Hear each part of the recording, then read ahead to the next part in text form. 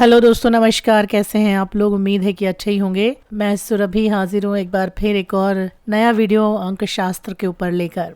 और आज के इस वीडियो में हम बात करेंगे कार्मिक नंबर्स की। कार्मिक नंबर का मतलब क्या होता है? What is the meaning of कार्मिक नंबर? दोस्तों, हम सभी लोग कहीं ना कहीं कुछ ना कुछ थोड़े बहुत कार्मिक डेट्स के साथ इस दुनिया में आते हैं, यानी कि कार्मिक कर्जे के साथ, यानी कि पिछले जन्म के कुछ कर्जे जिन्हें लेकर हम इस दुनिया में, इस धरती पर जन्म लेते हैं। और कुछ नंबर्स ऐसे होते हैं जिनको लेकर ये कहा जाता है कि इन्होंने अपने पिछले जन्म में बहुत सारी गलतियां की होंगी, या तो फिर इन्होंने कोई ऐसे पाप किए होंगे, कोई कर्जे इन्होंने उठाए होंगे, कर्जे इनको लेने होंगे, देने होंगे, लेन देन का कुछ ना कुछ इनका होगा। इसकी वजह से वो जब पिछले जन्म में पूर्ण नहीं कर पाए तो वो इस जन्म में कैरी फॉरवर्ड हो गए और ये कार्मिक नंबर के साथ इस दुनिया में पैदा हो गए। ऐसा माना जा रहा है कि कार्मिक नंबर वही होते हैं। तो कार्मिक नंबर के ऊपर बातचीत करेंगे आज के इस वीडियो में। तो सबसे पहले आप मुझे ये बताइए कि आपकी जन्म तारीख क्या है, किस जन्म तारीख में आप पैदा हुए हैं। तो हम बात करने वाले हैं आज स्पेशल नंबर्स के बारे में।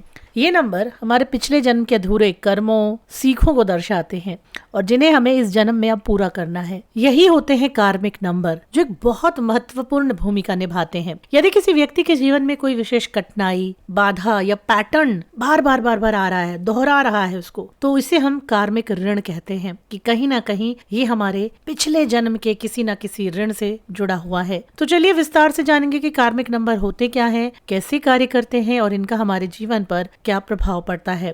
दोस्तों, कार्मिक नंबर विशेष अंक होते हैं जो संकेत देते हैं कि व्यक्ति के पिछले जन्म में कुछ कर्म जो अधूरे रह गए या गलत दिशा में किए गए, या आपने किसी को वादा किया पूरा नहीं किया, या किसी को दुख दिया, किसी पर आपने जुल्म किया और आप चले गए उस जन्म में। तो अब आप इस जन्म में जब आए हैं तो उस जन्म, पिछले जन्म का जो भी भुगतान है, या तो आपको भुगतना होगा या जो भी है, या सुधार करके आगे बढ़ना होगा। कुछ ना कुछ तो यहाँ पर करना ही होगा। इन नंबरों को आमतौर पर कार्मिक ऋण नंबर कहा जाता है और कार्मिक ऋण नंबर में 4 नंबर स्पेशल तौर पर आते हैं। ठीक है, तो एक्सप्लेन करते हैं। तो जो भी व्यक्ति 13 तारीख को, 14 तारीख को, 19 तारीख को या फिर 16 तारीख को पैदा हुआ है, तो आप मान के चलिए कि आप कार्मिक नंबर के अंदर पैदा हुए हैं। 13, 16, 14 या 19, इनमें से अगर आप किसी भी तारीख में पैदा हुए हैं तो आप कार्मिक नंबर के अंदर आते हैं।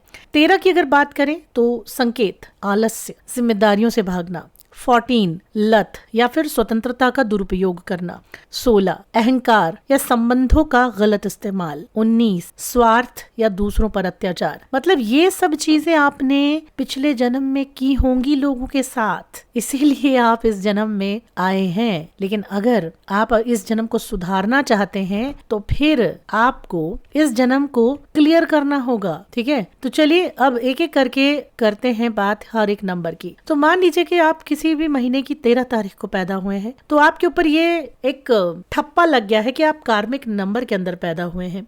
आप पिछले जन्म में ऐसे बहुत सारी चीजें करके आए हैं, कर्जे हैं, बहुत सारी ऐसी चीजें हुई हैं आपके साथ, या आपने ऐसे पाप कर्म किए हैं जिन्हें आप छोड़कर तो वहां आए हैं, लेकिन उसका कुछ असर आपको इस जन्म में भी भुगतना होगा। यानी कि वो सब कुछ कैरी फॉरवर्ड हुआ है इस जन्म में। तो अगर आप 13 नंबर से रूल हैं तो आप लोगों के जीवन के अंदर एक संघर्ष है। संघर्ष तो आपको झेलना ही पड़ेगा। ठीक है, लेकिन फिर भी कई लोग ऐसे होते हैं जिन्हें भगवान और परमात्मा जो है वो संघर्ष देता है, लेकिन एक सफलता भी देता है, एक नायाब जिंदगी भी देता है। ऐसा भी देखने में आया है। इसके पीछे बहुत सारी चीजें हो सकती हैं। ठीक है, अगर आप 13 को पैदा हुए हैं, इसका मतलब ये है कि आपके पिछले जन्म के कुछ कर्जे आगे आए हैं जो इस जिंदगी में आपको देखने पड़ेंगे, आपको स्ट्रगल करना होगा। आप उससे कभी नहीं बच सकते। पिछले जन्म में जो भी किया होगा उसका स्ट्रगल, उसका संघर्ष, उसकी दिक्कतें, उसकी दुविधाएं आपको इस जन्म में देखने के लिए मिलेंगी। आप उन्हें कुछ चीजों के साथ कम कर सकते हैं, मगर आप उनको हटा नहीं पाएंगे। तो अगर आप 13 को पैदा हुए हैं तो शास्त्रों के अनुसार ऐसा कहा जाता है कि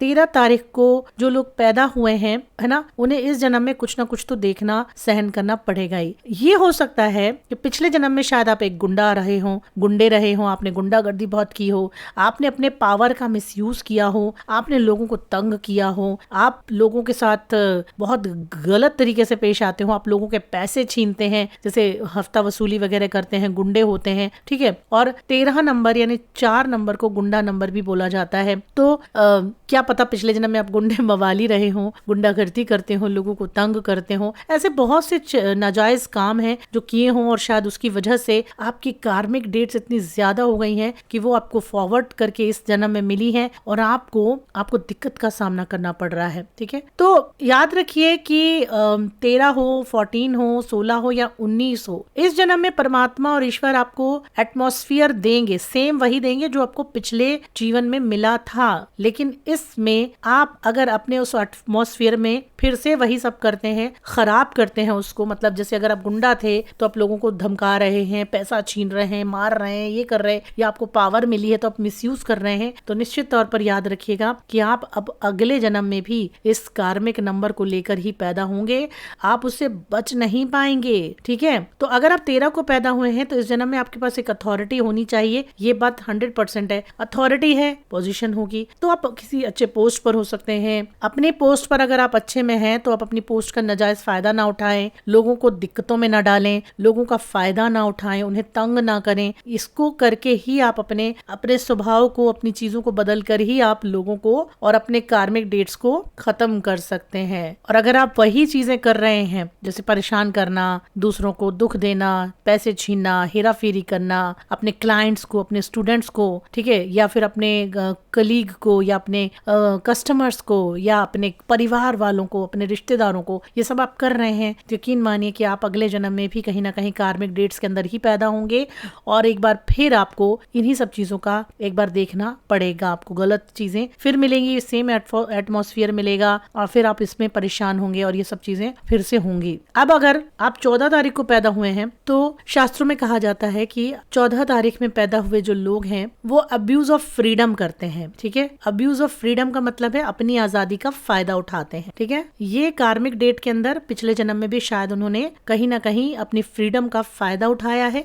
अब आजादी किसी भी तरह की हो सकती है, मतलब अगर आप किसी पद पर हैं, पोस्ट पर हैं, बैंक में हैं, तो आप वहाँ गवर्न कर रहे हैं, हेरा फेरी कर रहे हैं, लोगों के साथ चीटिंग कर रहे हैं, बहुत सारी चीजें यहाँ पर होती हैं, ठीक है, और धोखा दे रहे हैं लोगों को। तो अगर इस तरह की चीजें आपके साथ पिछले जन्म में हैं और अगर आप इस जन्म में भी 14 तारीख को पैदा हुए हैं और इस जन्म में भी आकर अगर आप किसी के साथ हेरा फेरी कर रहे हैं, गलत कर रहे हैं, चीजों को आप गलत तरीके से प्रेजेंट करते हैं लोगों के सामने, मतलब कहीं ना कहीं आप, या फिर अपनी जो आजादी आपको मिली है उस आजादी के लिए आप एकदम निचले स्तर तक चले जाते हैं, तो समझ लीजिए कि अगले जन्म में भी आपको कार्मिक कर्जे के अंदर ही पैदा होना होगा। अब इस जन्म में आपके पास अथॉरिटी है, पोजीशन है, तो भाई आप इस जन्म में अगर आप अच्छे कर्म करेंगे तो आप इस कार्मिक नंबर से बच जाएंगे, दोबारा नहीं आप इस नंबर में जाएंगे। तो अपने किसी भी चीज का फायदा गलत तरीके से किसी के लिए भी ना उठाए। अब बात आती है 16th की, यानी 16 तारीख की। 16 तारीख कार्मिक नंबर है, इसे कहा जाता है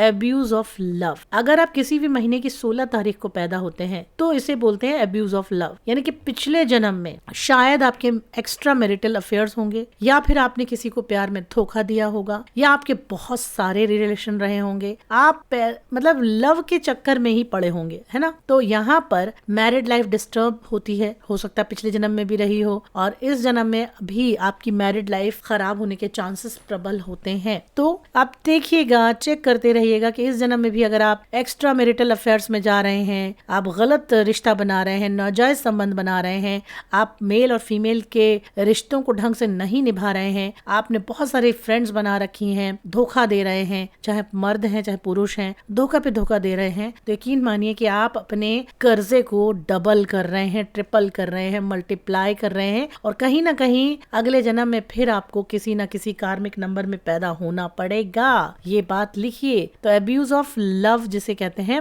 वो होता है 16 नंबर वालों के साथ, ठीक है। ये अचानक इनको अचानक नुकसान मिलता है, रिश्तों में ये अकेलापन फील करते हैं, ठीक है। और अब बात आती है यहाँ पर 19 नंबर की, इसे बोलते हैं एब्यूज ऑफ पावर, ठीक है। अगर आप 19 तारीख को पैदा हुए हैं तो आप एक कार्मिक कर्जे के साथ पैदा हुए हैं। इसको बोलते हैं एब्यूज ऑफ पावर, यानी कि पिछले जन्म में आपको कोई पावर मिला हुआ होगा, आप किसी पद पे होंगे, डॉक्टर होंगे, राजा होंगे, मुख्यमंत्री हो, एमएलए हो, कोई भी हो, मतलब किसी पोस्ट पे ऐसी जगह रहे होंगे जहाँ पर आपको बहुत मतलब पावर मिली हुई है। उसमें आपने लोगों से पैसा लिया, लोगों को इलीगल तरीके से तंग किया, अपनी पावर का गलत इस्तेमाल करके लोगों के साथ शोषण भी इसके अंदर आता है। तो अगर आपने ऐसा रहा होगा तो इस जन्म में भी अगर आप ये कर रहे हैं तो यकीन मानिए कि आपके पास इस जन्म में भी अथॉरिटी होगी। और इस जन्म में 19 तारीख वाले लोग अगर दूसरों के साथ यही चीजें कर रहे हैं, अब्यूज कर रहे हैं उनको, लोगों को तो नाजायज तरीके से हरास कर रहे हैं, एक्सप्लॉइट कर रहे हैं, ठीक है, और वो भी उस लेवल पे जब बर्दाश्त से बाहर हो रहा है, तो कहीं ना कहीं आप अगले जन्म में भी कार्मिक नंबर में पैदा होंगे और उससे